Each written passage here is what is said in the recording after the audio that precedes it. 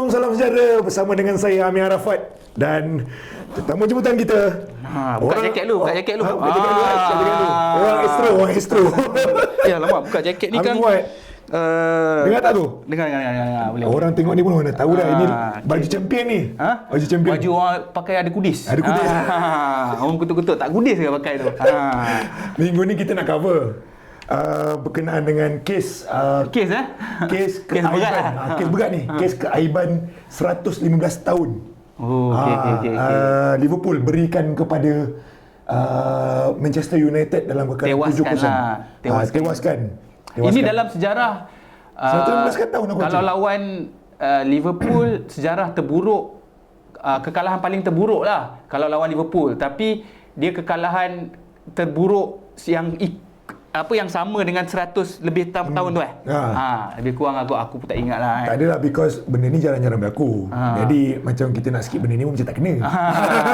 Amir tanya, kata sepak IPL tak ada ke? Aku cakap aku busy. Bukan sebab nak elak memang betul busy. Tapi tak apa, Amir boleh tanya apa dia nak tanya. Okay. Aku tak ada masalah, aku jawab kan. Tapi kita hadap. Bagus. Sebab kita sebab pada aku personally, aku melihat United season ni lepas diorang balik daripada World Cup hari tu dengan Rashford pun Rashford very on form, as if like diorang tengah on running, good form pergi ke Anfield, musuh tradisi. Game tu aku memang expect maybe the last is maybe a draw lah. That's the worst untuk United punya case.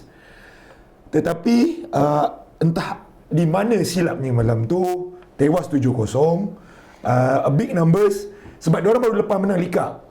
Jadi itu persoalan aku yang aku merasakan diorang ada satu huge motivation. Diorang bukan sepatutnya lah. Ten Hag pun awal musim kata dia adore Pep dan Klopp, tapi dia kata era tu dah berlalu, ni era dia. So dia tak kata pun era dia. Tak kata kan? Dia kata era akan habis macam mana pun, tapi dia tak kata dia tu kan ini era aku. Ni kau tambah tepuk ni. Tambah lauk ni. Tapi sudahnya ialah kita tapi overall pada aku tengok sendiri United sebelum kekalahan besar ni diorang kembali sebagai one of the force yang orang kata Gary Neville bangga-banggakan ialah title challenger lah. Itu kata Gary Neville. Kata Gary Neville, which is aku agree. Dia tak mewakili lah penyokong Manchester United. Tapi macam aku macam somehow aku rasa the way you guys play, aku rasa the old Man United dah kembali. Cuma tu aku pelik lepas dah menang League Cup. Is it? So ni pura-pura ataupun betul ke ni? Pura-pura ke, scam ke, memang dia nak bagi taraf Mickey Mouse tu je ke, macam mana tu? Okay. First of all, aku rasa kekalahan ni memang memalukan lah. Bagi aku tak ada masalah sebab dekat Anfield memang tempat yang sukar. Kau pergi Anfield sebenarnya kau susah nak menang. Betul. Dan aku expect memang kita susah nak menang, mungkin boleh beri cabaran. And aku tak expect yang kita akan tewas sampai 7-0. Bagi aku sangat-sangat memalukan. Dan kalau aku pemain pro lah, macam aku dulu pemain amateur, aku cerita pengalaman sikit lah. Sebagai pemain amateur dulu, kalau aku kalah dengan satu tim, aku kecewa. Pernah ada satu situasi semua orang tak bercakap dengan siapa-siapa, semua senyap. So aku tak tahu apa lepas kena 7-0 tu dalam dressing room tu apa jadi sebenarnya. Adakah mereka bercakap dengan sama dia orang? Kalau aku jadi dia orang, aku pandang bawah je ataupun aku pandang atas. Aku takkan berani nak cakap apa pun sebab kau telah mengecewakan, especially kepada penyokong yang pergi tengok kau main away game kan. Dan bagi aku pula dia macam ni lah. Ya, 7 hari lepas kita menang ataupun beberapa hari lepas, minggu lepas kita menang League Cup. Tapi sign ataupun tanda-tanda Manchester United bermain sebenarnya dah ada sign-sign yang tak berapa elok. Which is? Masa lawan West Ham, kita tidak bermain baik. Bagi aku kita hanya bernasib baik untuk mencari kemenangan lawan West Ham tu. West Ham sebenarnya main baik first half tu. FA Cup tu. FA Cup. Lawan Newcastle pun sebenarnya first half kita tidak bermain baik. So sebenarnya dah ada tanda-tanda yang sebenarnya Manchester United ni cuba untuk grind untuk menang. Yalah, orang kata grind untuk menang tu bagus lah. Kau ada sifat tu. Tapi kau boleh nampak yang macam tapi tak bermain baik sangat. There's no structure untuk win it. Dia tak bermain 100% baik lah untuk menang. Tak convincing lah bagi aku. Jadi sign tu dah ada nombor satu. And then masa first half mentang lawan Liverpool tu sebenarnya kita main okey. Aku tak kata kita main baik sebab aku rasa kita ada peluang untuk menjaringkan gol dalam separuh masa pertama tu. Tapi aku tak tahu apa jadi. Separuh masa kedua collapse, dan aku ambil quote Roy Keane tu. Roy Keane cakap dia tak puas hati, dia tengok sesetengah main Manchester United yang separuh masa kedua nak dalam tandang tu boleh gelak-gelak lagi walaupun ketinggalan. Benda tu tak sepatutnya berlaku, sebab kau sepatutnya di Anfield kau fokus, mental kau fokus. Dan aku ada terdengar apa yang Patrice Evra dengan Rio Ferdinand cakap. Dia kata dulu masa zaman Ferguson siap rehatkan certain pemain sebelum nak pergi Anfield ni, sebab pergi Anfield ni satu mental yang kau mental kau kena kuat lah. Mental war lah senang cerita. Kau macam nak pergi more perang than lah. physical saja. Kau punya kena prepare. Betul, aku agree. Betul. Game dekat Anfield. Dan ada orang mengatakan, aku agree lah bila orang kata macam mungkin ini ada faktor Manchester United bermain banyak game dan faktor Erik ten Hag yang tak rotate sebanyak yang boleh. Baru-baru ni je dia rotate lawan West Ham, lawan sebelum-sebelum ni. Tapi sebelum-sebelum ni lagi, kebanyakan pemain kesebelasan utama tidak rotate lah. Maksudnya mungkin mereka ada faktor kepenatan tu, mungkin ada. Tapi bagi aku itu bukan faktor utama. Itu salah satu faktor. Okay? Dan yang paling aku kecewa sekali lah yang aku nampak pada pemain tu adalah pada perlawanan itu adalah dalam separuh masa kedua tu pemain macam terus putus asa. Give up. Aku boleh tengok daripada body language Bruno yang angkat tangan, kesilapan demi kesilapan, pemain tidak track back. Dan separuh masa pertama Anthony tidak track back, Dalot keseorangan. Dan aku tahu tak tahulah memang, dan sebagai kapten Bruno aku banyak kecewa dengan dia. Tapi aku tak boleh nak salahkan 100% kat dia, dan pemain lain juga sepatutnya mengambil tanggungjawab tu. Bruno juga, to be fair, dimainkan di posisi berlainan setiap kali. Malam tu dia kena main left wing. Sebelum ni dia pernah main right wing. Kadang-kadang dia main center. Best position dia sebenarnya center, belakang tapi cycle. Terpaksa bagi Weghorst main. Dan Weghorst tidak function dalam game tu, tidak berfungsi. Dan bagi aku, kalau aku jadi Liverpool punya pasukan ataupun Trent Alexander-Arnold, aku senyum nak lawan Bruno ni. Aku lagi takut kalau dia letak Rashford kat sebelah situ. Betul. Jadi aku tak faham sangat tactical Ten Hag pada malam tu. Dan aku rasa Ten Hag sebenarnya underestimate sikit pasukan Liverpool, sebab Liverpool musim ni tak berapa baik. Jadi dia ingat dia boleh attack, main open. Bila kau main open, Liverpool punya pemain tengah tiba-tiba pula on form. Mereka press macam mereka pernah press dulu. Elliot on form tu. Elliot. Lepas tu Trent dengan Robertson kucar kacir naik atas. Anthony tak turun, tak bantu apa semua. Lagilah masalah besar untuk Manchester United untuk bermain secara open macam tu. Tu yang aku nampak lah. Dan untuk, tak tahulah, aku rasa itulah yang aku rasa lah, perasaan aku yang aku rasa macam player macam just give up macam tu lah. Yang itu benda paling aku mengecewakan lah. Game tu Nunez score 2 biji, Firmino 1, Salah 2, and then Gakpo pun 2. Overall banyak yang komen yang aku baca, dia kebanyakan player yang still sama, kebanyakannya sama ialah diorang, aku tengok fans United banyak komen pasal De Gea. Kau rasa one of the thing, apart semua orang memang kena bertanggungjawab, tapi adakah kau rasa zaman untuk dia dah berlalu?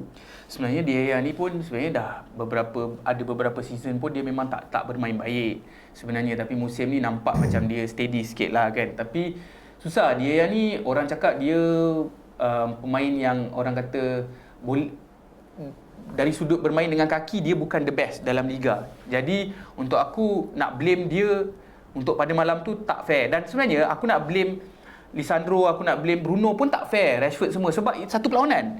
At the end of the day is 3 point. Cuma kekalahan tu adalah kekalahan memalukan. Tapi aku ingat lagi zaman Ferguson, Manchester United tak pernah ataupun jarang kalah 2 game berturut-turut. Sebab tu aku nak tengok selepas ini adakah mereka boleh datang balik, bangkit, ataupun sebenarnya benda ni dah collapse.